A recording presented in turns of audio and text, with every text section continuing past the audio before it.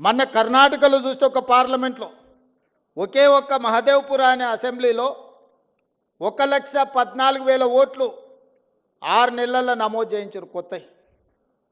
ఆ 1,14,000లలో 1,00,000 ఓట్ల పైన మెజారిటీ 6 అసెంబ్లీలలో కాంగ్రెస్కు మెజారిటీ వస్తే ఆ ఒక్క దాంట్లో 1,00,000 ఓట్ల పైన బీజేపీకి మెజారిటీ వచ్చి ఆ సీటు బీజేపీ గెలిచింది.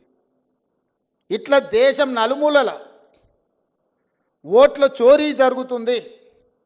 బతుకున్నోళ్లను లక్షలాది మందిని బీహార్లో చచ్చిపోయినట్టు రాసిరు, లేనోళ్ళను ఉన్నట్టు రాసిరు.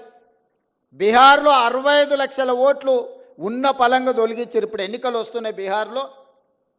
65 లక్షల మంది బతుకున్న ప్రజల్ని ఆ రాష్ట్ర ప్రజల్ని 65 లక్షల ఓట్లు తొలగించారు. రాహుల్ గాంధీ గారు లెక్క తీసిండు.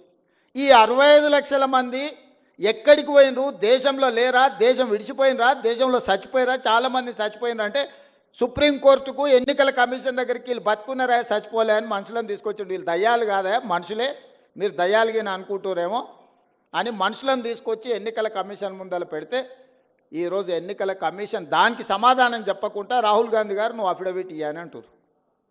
తప్పు చేసింది నువ్వైతే తప్పును ప్రశ్నించిన రాహుల్ గాంధీని అఫిడవిట్ అడుగుతున్నారంటే ఎన్నికల కమిషన్ నిన్న మాట్లాడింది చూసిండ్రు.